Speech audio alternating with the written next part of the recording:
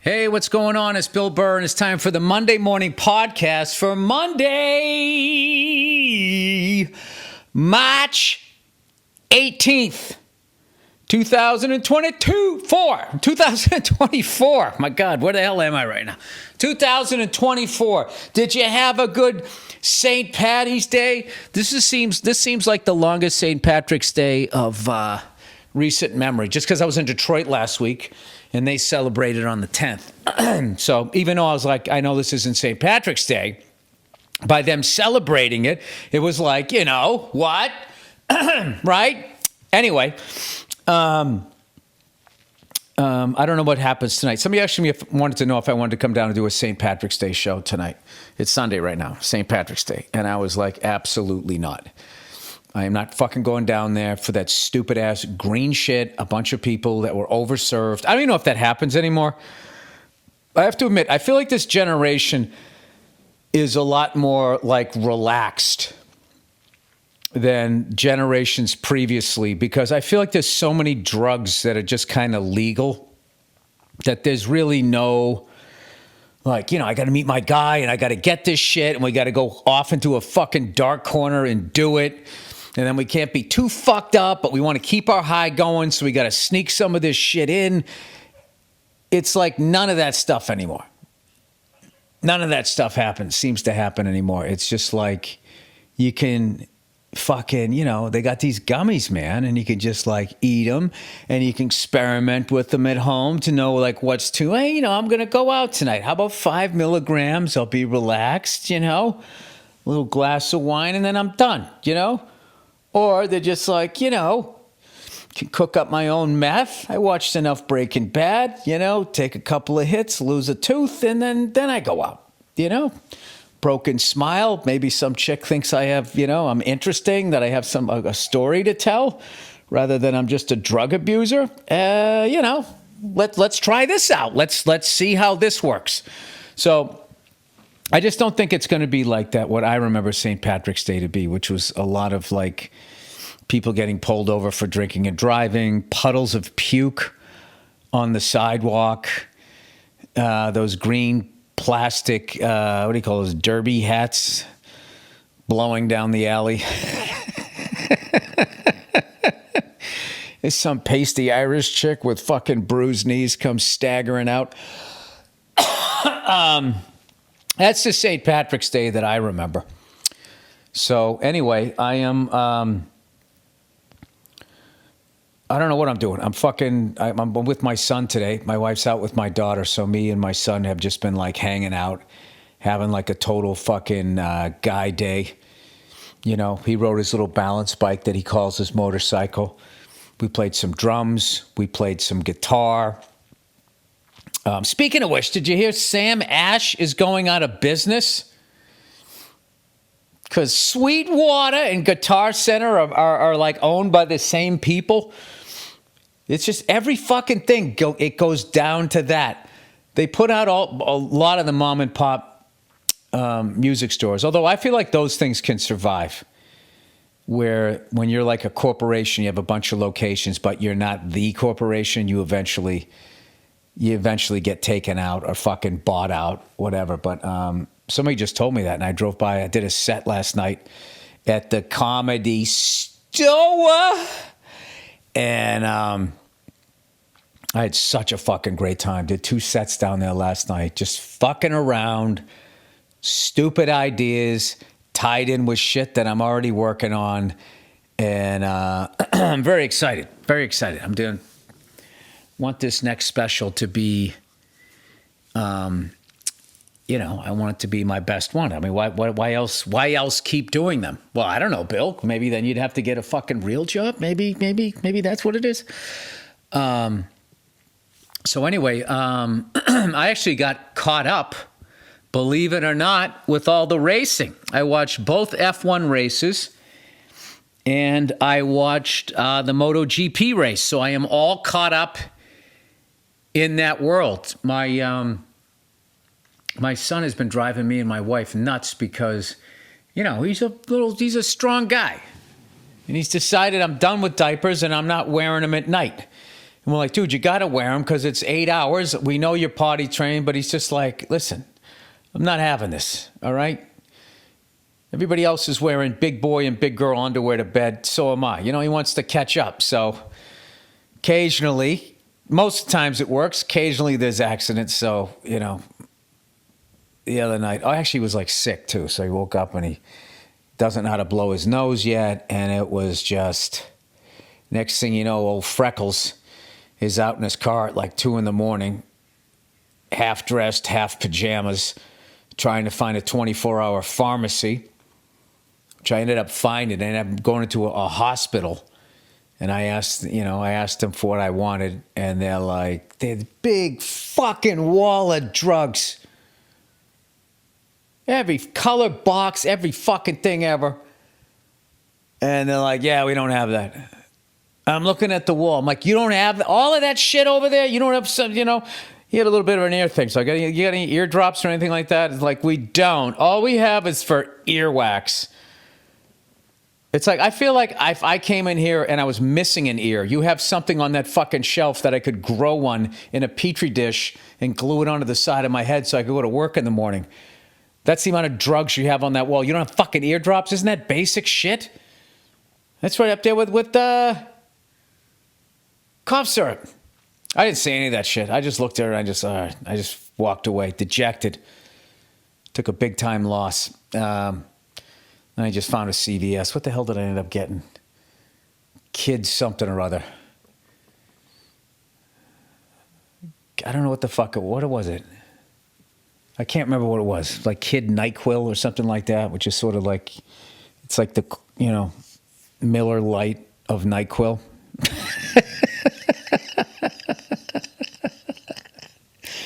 It's got less calories, half as much chemicals as the adult one to make you complacent and not question things. I love when people blame the government for the lack of passion out there. Like it's not really just all of these amazing inventions, that you can just fucking anywhere you want. You can just watch something. There's video of everything, I mean, the fact that I can basically Google any animal on the planet and watch it have a fight to the death with its main rival. I mean, I'll be honest with you. That's how I, when it's not football season, that's how I get through it. When I miss football, I'll just be like, what attacks an anteater? And I was so surprised, like an anteater, how it's like, that's like something if it came running at me, I'd be like, what's it going to do? Huh? Gross me out with its tongue? I didn't realize that those things have like basically, mini bear claws on each fucking foot. And I'm not talking about the donut, all right? You fat bastard. Listen to the podcast. I'm not talking about food. I'm talking to me. Oh, dude. I'll tell you right now, I am like, I'm like a dry drunk when it comes to donuts. You get me a fucking maple fucking donut, not the round one, the one shaped like a cock. That's how much a whore I am to sugar. You know what I mean? I just dunk and don't. You can't dunk them in. They're round. You want the fuck straight up and down. It goes right into the fucking coffee. Right? Does that make me gay? If it does, I don't want to be straight, honey. That and a fucking bear claw. Anytime I go in, and I just go in for the coffee when I'm back east, when I'm visiting your family back east, and I walk into a Dunkin' Donuts, and when you come walking and you see somebody sitting up at the fucking bar like a day drinker, but they're having a donut, and there's a good 4 inches of ass crack hanging out at the top of their fucking pants, you don't even need to peek around their fucking fat shoulders. You know what's in front of them. It's a fucking bear claw, It almost looks like a house, like that, like, when they hire like some weirdo painter or some shit to like design a house, and it's always round and it has to be something different so they can just show like how outside the box they're thinking. Like that's like the kind of house. Oh, that'd be fucking hilarious. Like if they commissioned them to make a house. And the person that commissioned them were overweight, so they made like a giant. The house looks like a bear claw, but not really. But like subliminally it does, and then you just put it up on stilts, and so it almost looks like a donut trophy. And then like the fat person that commissioned it, would absolutely love the house, but would never quite be able to put his finger on it, his fat finger on why he loved this house until the first snow. When it gets a nice dusting and it looks like powdered sugar, and he goes, holy shit, this guy may be a bear claw donut fucking house. And I would love to call him up right now and give him a piece of my mind, but I am salivating so much right now, I have to go out and get some donuts. Then he goes out, right, with his fucking half clothes, half pajamas on. And we pass each other in the night. I'm going out looking for Kid NyQuil, and he's going out looking for the first bear claw to be made the following day.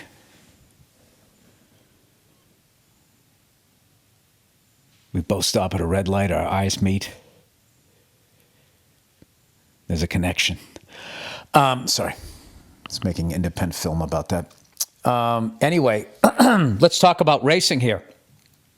I haven't watched F1 forever because Lewis Hamilton and Mercedes were too good, and he would just get out in front, and then I would just sit there bored out of my fucking mind watching the races. And right as I tapped out, a fella named Max Verstappen came along, and evidently he's won the last 3 years. I thought he won 2 years in a row. I didn't realize it was 3 years in a row. And I watched both races, and it's kind of more of the same. But there are things that I do like about it. Number one, whatever the fuck Hulkenberg was doing on the last race was absolutely hilarious. Running people into walls, turning his fucking steering wheel like, oh, did I do that? And then holding up 4 fucking people for his teammate. Whatever was going on there, that was fantastic. I also like the green machine / Hulk torso colored F1 car, even though it's like really tacky. What's great about it is they're usually in the middle of the pack. So when you look at the leader grid, you can see the people right before and right after that person, and just look for that green car right as it goes out of frame, and you can see kind of how far back people in 8th and 9th position are. MotoGP is the same way with those bright yellow bikes that they have. Which, look, I would never want a motorcycle that color, but I got to tell you that whatever his name is, Francesco Di Gianantonio, whatever it is, it's like 15 vowels and 14 N's. Gianantonio with D-I and a space in front of it. Di Gianantonio. He was running like 8th or 9th, so I could see like how far back 8th and 9th was from the first riders or whatever. But a lot of new colors, and it was just fucking great. And I would say that MotoGP race, I'm telling you guys, that's the racing you want to watch if you're into passing and all of that. And there's this new kid out there. What the fuck is his name? Pedro Acosta, another Spaniard on a motorcycle, and 19 years old, his first MotoGP race, and he goes out there like it's still Moto2. He's not intimidated by anybody. He's tearing through the field through the first 15 laps that got him all the way up to the front 4, which was Pecca, Brad Binder, Jorge Martin, and Marc Marquez on a Ducati. And what was amazing, he was able to go through the whole field, Acosta was, and then when he got up there, he was riding like a maniac, but he wasn't able to get by those guys. And not only were they able to keep him at bay, the top 4 guys were able to, not be, wearing out their tires, where the kid was just fucking burning his shit up. And it was really like this great lesson in racing and maturity and all of that. Because at one point, he went past Marc Marquez and got into 4th place. And the old Marc Marquez would not have tolerated for that shit. On the very next turn, he would try to pass back. If he didn't, the next turn, and he would have beat the fuck out of his tires. But instead, he just laid back for like 3-4 laps. And the kid ended up making a mistake, went in too hot in a turn and went wide. And then Marquez was able to go underneath him. And then right after that, Pedro's tires just went, and he went from 4th place. I think he went all the way down to like 12th. But, I mean, you can't judge somebody on one race, but he's looking like the next superstar, which is fantastic. So I loved that Marc Marquez was on a bike that didn't slide out from under him. He didn't go up and over the top and hurt himself. So, you know, judge on this one race. He's going to be competitive. Pecco was like in 4th or 5th place. I guess he didn't have a good qualifying. And right on the start of the race, he took this outside line and just took 1st place by the first turn and was out there the whole time. And I don't know. I'm really excited about that. And I've just decided, you know, I'm going to fucking go to a race this year. I'm booked the weekend when it's in Austin. And then I got, you know, another one. I wanted to go to Spain. I've always wanted to go to Spain. And, of course, when they're there, I think I'm in Arizona. But my tour wraps up in, like, June, July. And then they got some European dates out there, some fun ones. I think I might just fly over. There's one in Italy in September. I'm thinking of just saying, fuck it. Fuck it, I'm doing it. Get out the credit card, light it up, fuck this shit, bring the family, right? Everybody goes around and has a good time in Italy. I get to taste the coffee over there. And then on Sunday, I'll go to the race, you know? And I think it's a fun one to bring your wife to, because those races, there's no pit stops. There's 20, 21 laps. Super exciting. I think I'm going to do it. I keep saying that I'm going to do it. Kind of like I say every year, I'm going to go to Monaco for the F1 race, even though there's hardly any passing, especially in that one because of the city and all of that. But, you know, who doesn't want to go to Monaco with their lovely girlfriend or wife dressed in the white fucking Sean Connery, James Bond's tuxedo? Sit down and order a drink, shaken, not stirred. I mean, who the fuck doesn't want to do that? Is there anything better than just pretending you're cool?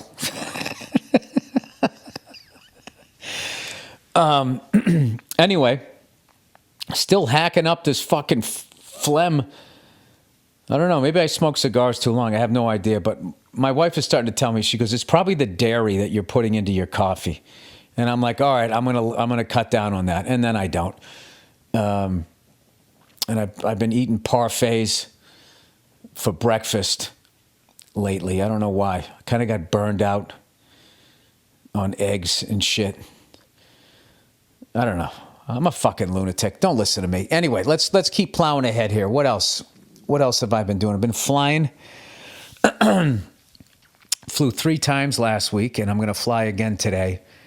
Having a great time. Just doing a bunch of shit that used to intimidate the hell out of me. Like go by an airport. Maybe I'll land there. Listen to the ATIS real quick. See what their runway numbers are. Get on. Be able to navigate. I mean, when you first start, enter a right downwind for runway 26, you're like, oh, no, fucking right downwind 26. And you're like freaking out, like, what am I doing?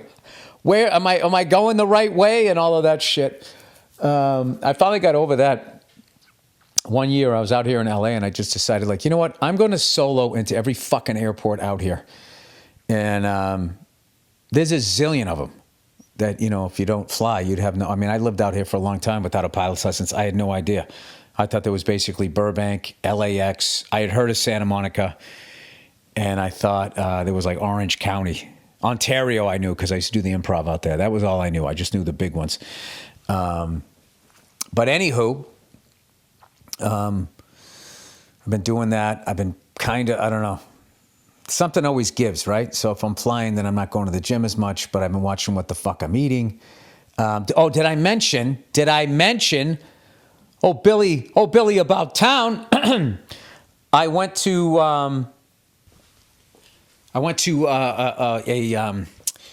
the premiere of a new show that's going to be on Apple that I highly recommend.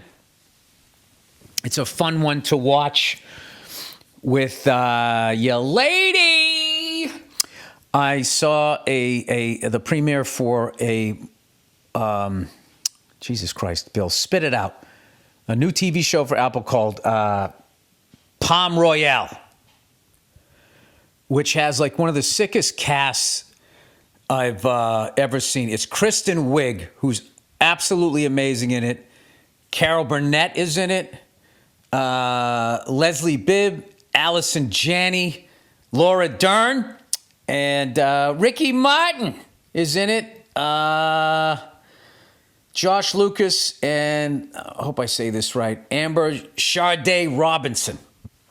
Those are the main ones. And it's just, I don't know how to like talk about it without, I don't want to give away anything, but it's basically takes place, I think in like Miami Beach or someplace like that. I'm an idiot. I thought it took place in Palm Springs. I had this whole conversation with the woman next to me going, I was actually out there, a couple weeks back. Like, oh, really? And then was talking about Palm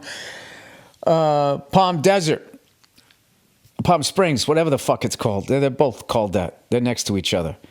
And then the show literally starts, and I'm looking at the ocean, and I'm like, is that the Salton Sea? That does not look like the Palm Springs I was just in. And then I was like, oh my God, they're talking about Miami. They're talking about Florida.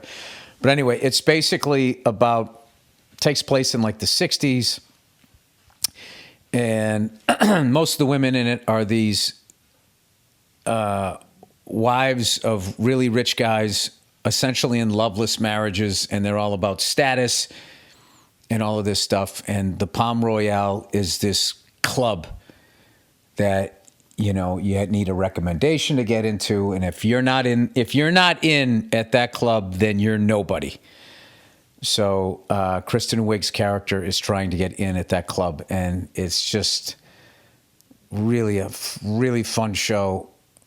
Cool clothes, the cars and all of that stuff. I was immediately in. So I think it's this Wednesday. I think that's what they said when it comes out. How about Carol Burnett, huh? In her 90s, still crushing it. And I just so happened, it was weird, like the day of that premiere, I was driving down Hollywood and Boulevard, and I saw this old theater that was all boarded up. It was the Pacific Theater. And I'm always interested in those things, There was actually a place recently that was for sale that when I was a kid, it used to be a movie theater. It had a little barber shop next to it. And I was just sitting there like, if I lived back in Massachusetts, and if I just had all the money in the world, I would have bought that and I would have just turned it back into a movie theater, put a really cool coffee shop or something next to it. Because that place, I saw like Saturday Night Fever there. I saw did I see Jaws there? They used to get them like, after they had done the runs and the big ones, then the smaller ones would get them. And you could see it for like $1 or $2 or something. And we used to go down there. It was fucking awesome. Anyway, so I see this, the Pacific Theater on Hollywood Boulevard, and it's all boarded up. And I'd never noticed it all these years of being out here. So I look it up.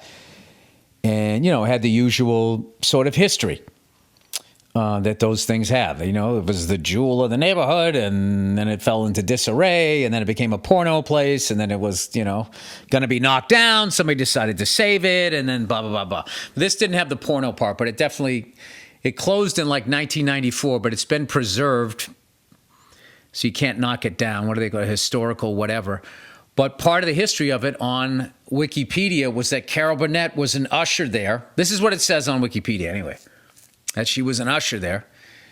And when it was a movie theater, and this couple came walking in, and there was only like 10, 15 minutes left in the movie. So she did him a solid, goes, hey, don't go in now. Don't go in now. You're going to ruin the ending. Just hang out. I'll let you go into the next showing, even though they bought a ticket for that one, which they shouldn't have fucking sold it to him, but they did. So her boss somehow heard her say that, and like I said, according to Wikipedia, he fired her on the spot. She had to turn in her uniform and everything.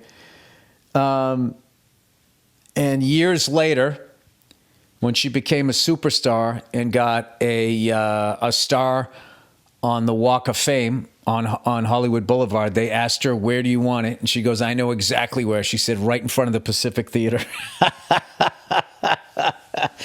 I just thought that was such a fucking, I don't know, as a comedian or whatever, it's cool to see somebody fucking, get these cunts back every once in a while. You know what I mean? That's a good line for a movie. Every once in a while, we need to get these cunts back, right? Just imagine imagine Jason Statham, who knows how to deliver those kinds of lines, right? Roy, it's about time we got even with these cunts. All right, let me do a little bit of reads here. Right, here's a caper. Sticker Giant. I can't even tell you how huge stickers were when I was a kid. I hope they make a comeback. Stickers are fucking cool. Unless you own some shit that you don't want a sticker on and it's in public, because there will be stickers on it. Sticker Giant. Thank you to our sponsor, Sticker Giant, bringing unmatched quality and speed to the world of custom stickers and labels. Have you ever needed to quickly brand your products or make sure your business stands out, but struggled to find the right solution? Or maybe you thought about printing custom stickers of your crazy dog or something else.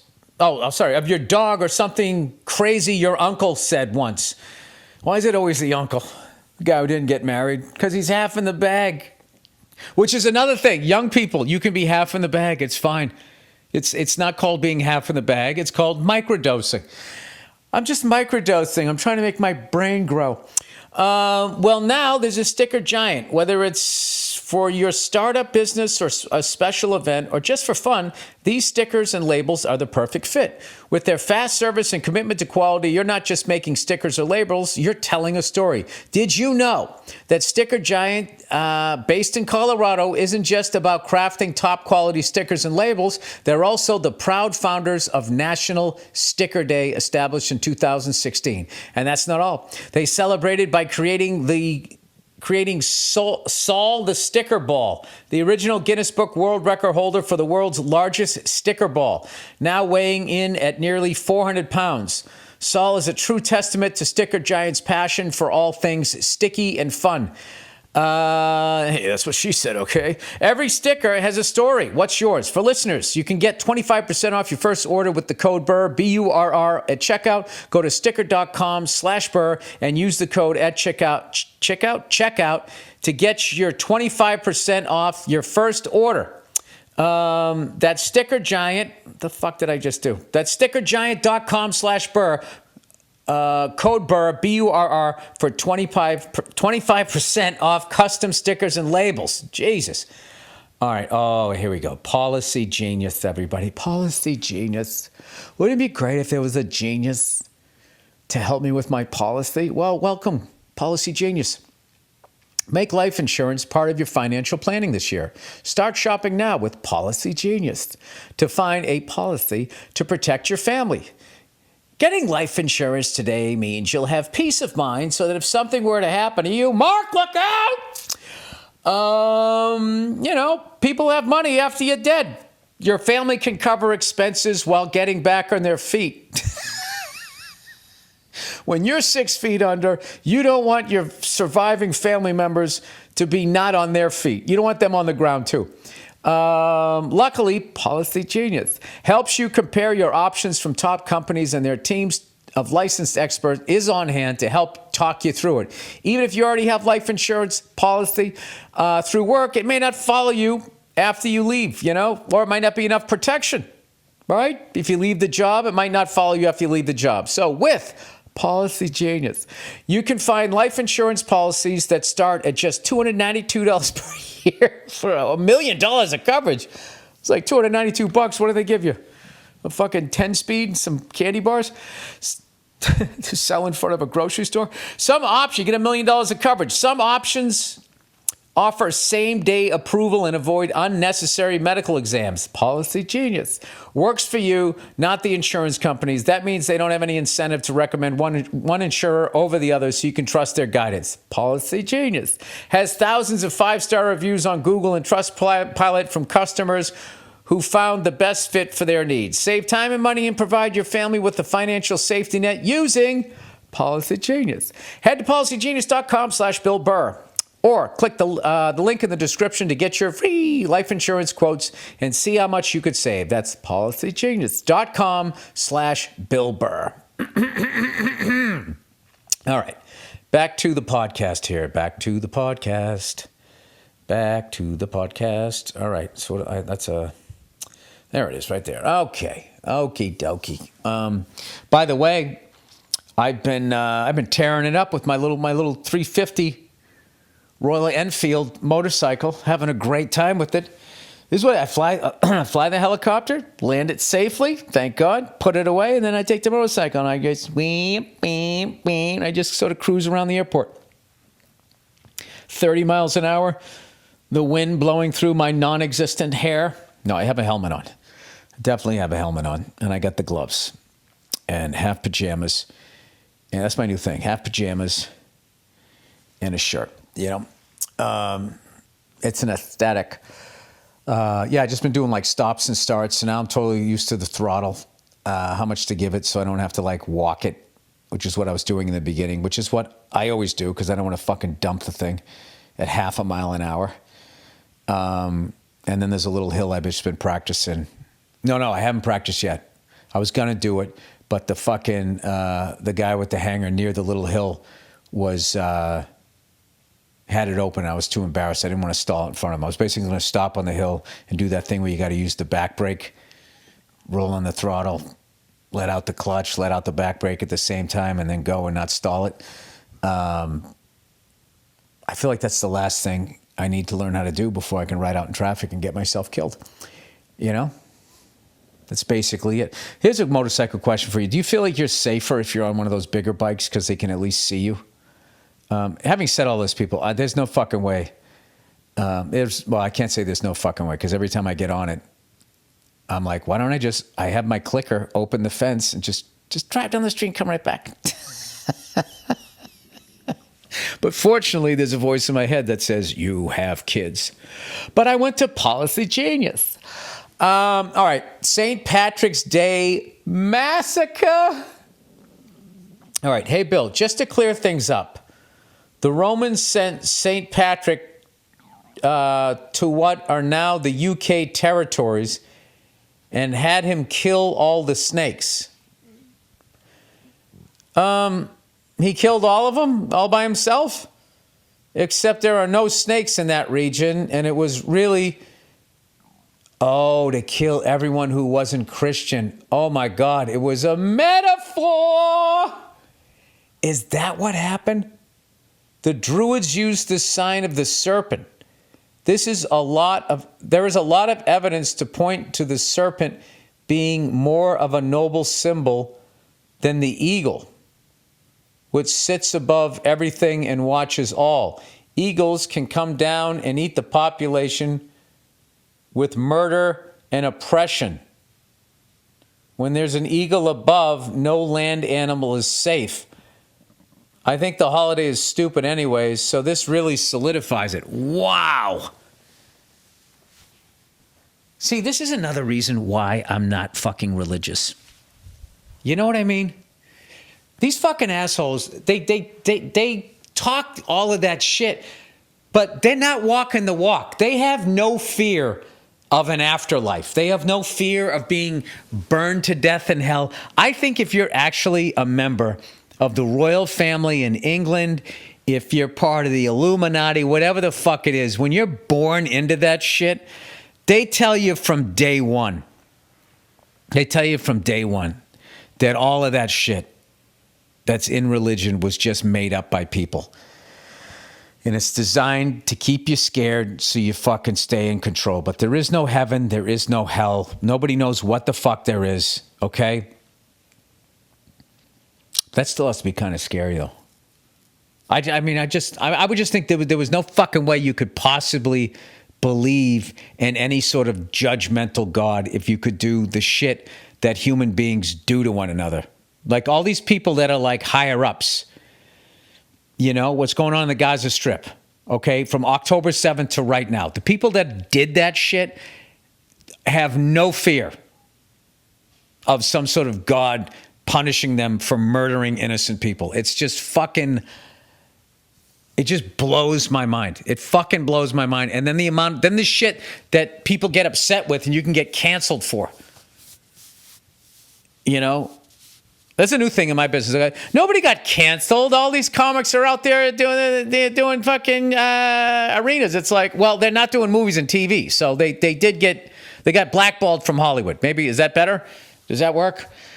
That never happened. Classic afterwards. Oh, it wasn't that bad. But that's to go to England to kill all the snakes. There's no snakes in England? Is it just because it's too cold and rainy all the time? So how do you get rid of your rats? Right, two behind here, mate. 2 beans to the cabbage. All right, water. Water! All right, good afternoon. I've really liked listening to your podcast. Well, thank you. I really like doing it. I swear we were brought up with the same type of father/mother, blue collar. Well, you know what's funny? My parents were white collar. We were just terrible with money. So we went from a white collar neighborhood when I was younger to a blue collar neighborhood, which I think is way better. I can't say I don't like white collar people. I've never lived with them, but living around blue collar people, I wouldn't have it any other way. They're just fucking funny as hell. I will say that about my hometown, like the amount of people that I grew up with that were just every bit as funny and funnier than I will ever be. They just didn't have aspirations to do what I'm doing. Like, they were fucking hilarious. The girls in my grade were fucking funny. All right, here we go. I have had to stop. I have had to stop listening at bedtime as I can't get to sleep after your podcast. Oh, this guy's like going all in. But now there is an issue. You talked last Monday about first responders and the parade in Detroit, and as usual, I agree with your takes on things, but you started talking about the Great Lakes, and you said it was your lakes and we Canadians could pound sand. No, I know that I know that they're half on our land, half on yours. I was just doing this so one of you fucking Canucks would write in. I think it worked. He said, I thought, okay, you can clean them up. No big deal, really.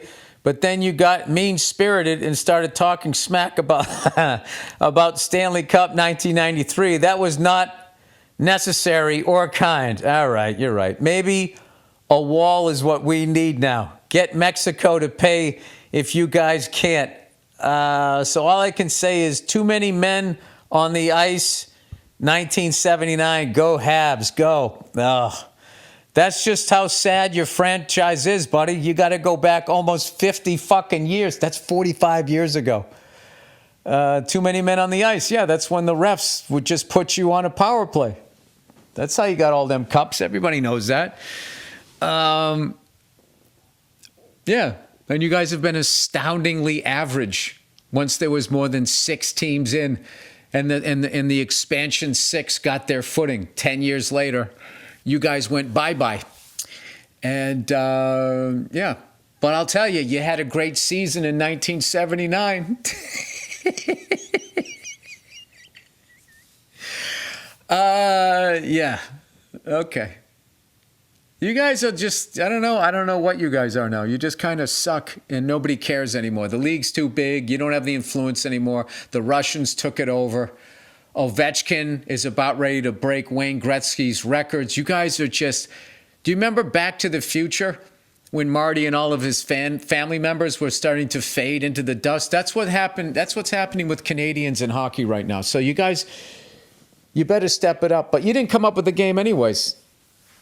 I think, didn't black people invent that up in Canada? I saw that on Godfrey's podcast. So I don't know what you guys are so fucking excited about. Anyway, sorry, I'm just fucking with you. I actually love Canada. I like going through all that. I was actually thinking the other day, I haven't been to Winnipeg in forever. That's when you know you have a problem, when you miss Winnipeg, you know? I played a great theater when I was there. It was really interesting. I've played a couple of them like this that were built during segregation. In the upper deck, usually 3 levels up, there's its own staircase to go up there. Back when they couldn't possibly have people of different colors sitting next to each other. And there was one in Seattle, I think, and then one in Winnipeg that I went to. And I walked all the way up those flights of stairs just to see what that was like. And I was joking on stage. It was like, this is why we lose to them in sports. They've been doing the Stairmaster for 100 years longer than we have. We just sort of walked in. You know, maybe that's why we have flat asses, you know, and they don't. I don't know. Does it go back to the theater? Oh, God. Why do you guys listen to this podcast? Like, there's nothing. I always said nothing is research. This is all just, you know, seeing something and then sticking it with another idea that has nothing to do with each other and delivering it like it's true. Anyway, toe sucking. Oh, by the way, I was joking with somebody about this presidential election coming up, where it's Biden versus Trump again, it looks like. Is like, do you ever see when they make a sequel to some movie that absolutely sucked and it just confuses you and you're just like, they're making another one of those? Like, we're doing this again? Can't they just both leave? Can't they it's just enough. Just both of you fucking old coots, just go to a home. All right, toe sucking. Yikes. Hey, Bill, I'll get right to it. There was an argument in my office about a crazy news story. Footage of kids sucking the toes of teachers. Ah, yikes. Gross. Gross. Parentheses, yes, this is real. As part of a fundraising event the school does every year, made it to the internet. The kids' faces are blurred out, but there is certainly toe sucking. What? What in the fuck is this? I think they put whipped cream on their feet and the kids have to lick it off. Dude, this is gross. This isn't even funny. It is without a doubt disgusting and creepy. Apparently they had another one where they licked armpits too. Again, this is real. There was a video I wish I never saw. I don't understand how, like, when you know it's going to be horrific, why do you still click on it? Like that poor girl in St. Louis that got her head slammed off the ground. There was like videos. Like, I'm not watching that. I'm not watching that. This is something different. Oh, God, this is just beyond gross. Okay, so a guy in my office brings this up to another guy, and they're having the obvious, wow, that's weird as fuck conversation. They weren't being loud about it, just chatting on the office floor. Granted, I didn't need to hear this, and I don't talk to these guys much. They weren't really saying anything other than, that's nuts, which any sane person would agree with. Well, this lady in my office, in my office, and this other weasel dude happened to hear the whole conversation from the room around the corner and started asking them questions about their qualifications in public education. Dude, what is with these fucking rats? Now, let me guess. They went to HR and anyway, you got that right. She put these guys on the stand and asked them what their credentials were in order to establish whether or not they had the right to be having that reaction. Welcome to the modern world, Bill, where even adult toe sucking somehow needs an expert to weigh in. No. There's no way to lose that argument, and they did. They lost that argument. I would be like, so I need to be an expert to say that a teacher putting whipped cream on his toes or her toes and having a kid lick it off, I need to be an expert to say that's fucking creepy? Do you not think it's creepy, you fucking weirdo? The fuck out of here. Before I throw your tuna sandwich in the garbage. You fucking twat. Why can't, well, leave the last part off, but the other part. Anyways, the Weasel dude tried to ask how much money one of them has ever raised for anything. The guys took the bait and answered with, I volunteer at the hospitals my brother works for. Why are they answering their questions? You know, back in the day, you'd say like, I don't know, buddy, how about I take you out in the parking lot and beat the shit out of you? And that ended that. See, this is my thing. For all these years, you know, they've been coming at the frat guys, acting like they're the fucking assholes in the world. And turns out it's these fucking nerds. If you don't hang these nerds by their underwears on the doorknobs, look what the fuck they do. Then the Weasel started talking. Okay, then the Weasel started talking about inclusivity as it pertains to charity, because kids in hospitals are somehow privileged to be there because they have care. Dude, I don't have any sympathy for fucking adults that listen to this horse shit. Listen, Bill, I don't even know what we're talking about at this point. A couple average Joes wanted to comment on why toe sucking is weird, and suddenly we're in a liberal art lecture hall listening to spoiled adults over-intellectualize gross shit. Thank you. That's what should have been said. They should have said, I don't even know what we're talking about. We're just a couple average guys saying toe sucking by children on adults with whipped cream on their toes is weird. And now I feel like I'm in a liberal arts lecture hall listening to spoiled adults over-intellectualize gross shit. Get the fuck out of my face. That's what should have been done. P.S. Something I him Weasel guys because I watched him steal another guy's lunch order and lie about it. It says, P.S.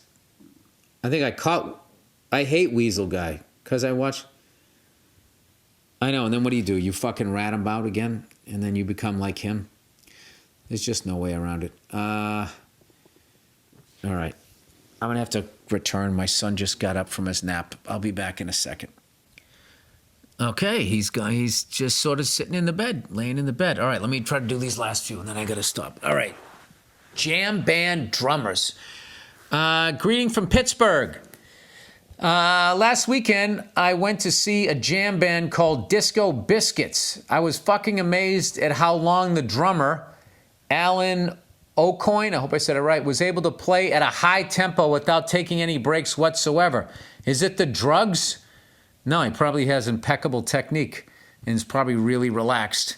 Anyways, when you watch a rock band, there are at least a few how you doing, insert city here moments in between songs, but this band didn't stop for over an hour straight.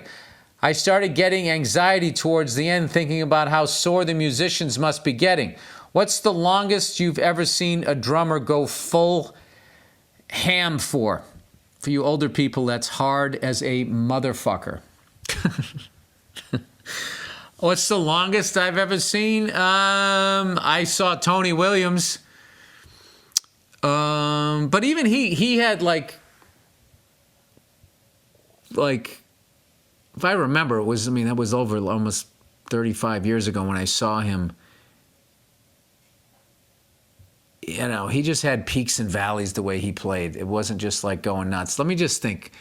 I would say when I saw Meshuggah, and they played for almost 2 hours at insane tempos, and Tomas Hockey was just fucking, I would say that one. That was probably the one out of all that I've seen. I've seen a couple guys. I saw Simon Phillips playing with the band one time. But like those guys, what it really is though is their technique is impeccable, and they're just using the sticks doing all the work. So when you are a self-taught player, or when you're new to it and you don't have muscle memory and stuff like that, you are going to be tighter and stuff. This is just shit that I've learned over the years through taking lessons with like Dave Elich, and it's just, you know, all that stuff that they tell you. Start slow, get the pattern down, or whatever it is you're trying to play it at a tempo that you can play comfortably, and then gradually speed it up so your brain and your body can communicate, and it can do what you want it to do. But, we all want to play it up to tempo so we can walk into Sam Ash that doesn't exist anymore and be like, look, I can fucking play, I can play Tom Sawyer, whatever the hell people used to play back in the day. Today's Tom Sawyer's a fucking douche. Bing, bing, boom, bo, bo, bo, bo. That was like really music for like the smart burnout, I thought. You know what I mean? They always liked that music. Like Tom Sawyer, because it made them feel like they read Rush. All right, dilemma. Dear Billy Twinkle Time, a leprechaun shows up at your door and tells you he's your father. Fantastic. Does it listen and acknowledge feelings? A leprechaun shows up at your door and tells you he's your father. Just kidding. All right. Dilemma. Let's say you have to be the main character in a TV show, and that's your life forever. You live in the episodes and are surrounded by your co-stars. This sounds like Twilight Zone for the rest of your life. Who are you gonna be? Oh, so I have to pick a character? Oh, wow. I have to pick a character. The first one I thought was Fred Sanford, because he had that old 1950 Ford that I loved. And as much as they were broke and they had a junkyard and shit, they were eating and they were having a good time. Let me see. So that's the first one I thought of. Jim Rockford. Rockford Files. I like that one. There has to be an element of like, I like the job and there's a level of freedom. I don't want to be any of the cops. Yeah, James Garner and Rockford Files, Fred Sanford, Sanford and Son. Then I got to do the third one. Oh, wait, you said a sitcom though, right? Let's see. No, you just live in the episodes.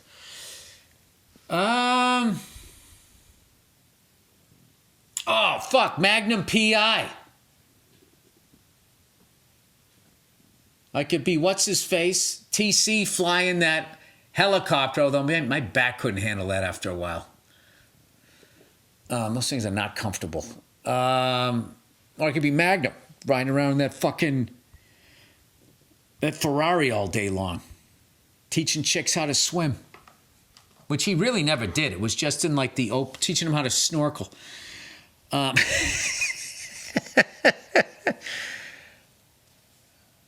Happy Days, you get to fucking drive around in those old cars. It could be Fonz banging all those chicks with that cool motorcycle. You only wipe out once at Arnold's. No, did he? No, he didn't. Richie wiped out. See, that's what I'm talking about right there. There is a fucking hidden racism against gingers. We're never fucking cool. We finally get on a fucking motorcycle, and what do? We wipe out, and we almost die. It's what it is. That is what it is. That's actually a really good fucking question. And I feel like I should have been more prepared for it. Cheers would have been fun. Wouldn't mind being like Normie or Cliff Clavin. They were always like day drinking. Back when I drank, that was a good time. If I was going to have a family, let's see here. What were the family ones? The Brady Bunch? No, that was too weird. I mean, in reality, they would have had all kinds of fucking problems in that house. They really would have. Like, the kids were too close in age and they weren't related. And Marsha's wearing mini skirts. And Greg's saying far out. He's playing a guitar. Like they would have been like, and they're sharing a bathroom. It's just like there was just gonna be problems that I don't want to deal with. Discussions, stepsisters walking in on stepbrothers trying to rub one out in the joint bathroom. None of it just fucking made sense. Let's plow ahead here. All right. Let's see. Beyond that, then you had Eight is Enough. They had too many real problems. I wouldn't want to be the Waltons. I guess I didn't really like the fucking family shows. I can never relate to them. Yeah, that's what I'd be. I would be Jim Rockford Files, or I would be Fred Sanford, or whatever that last one was. That's that's the that's the best I got. That's all I got. And with that, my kid is getting up here. Baseball season's around the corner. I've been watching some of the college hoop, getting ready for March Madness. I watched Connecticut. Who the hell did they beat? Marquette or something like that. I caught the end of that game. There's probably some more good hoop on today. But having a great day with my son. He's just napping right now. We went around. We went for a walk. Underrated, going for a walk with your kid. Took a nice stroll down the street. Him just noticing all of this stuff that you just don't notice as an adult because you just know what all of it is. What's that, Dad? I'm like, that's a fire hydrant. He's like, fire hydrant. He's like, what's that for? I said, well, if there's a fire, they get water out of there or whatever. And then all of a sudden, fire hydrant. He's just pointing them all out as he goes, looking at trucks and cars. He looked at a Mercedes, and he goes, Daddy, you like that car. You like that car. And I looked at it, I was like, I do like that car.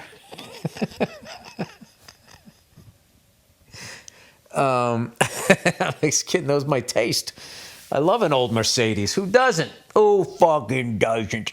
All right, that is the podcast. I have, been a little in and out with watching racing over the last few years because I got tied up making old dads and trying to promote it during the strike and all of that shit. So I'm back into it this year. MotoGP I always kind of paid attention to, but I am definitely back into it this year. And I did mention that yellow motorcycle. The green car and the yellow motorcycle is how I keep track of the midfield competition, where they are in juxtaposition. Is that the right term? Compared to them. All right, I'm babbling. I'm going to go play with my son. I hope you guys have a great couple of days. Go fuck yourselves, and I'll check in on you on Thursday.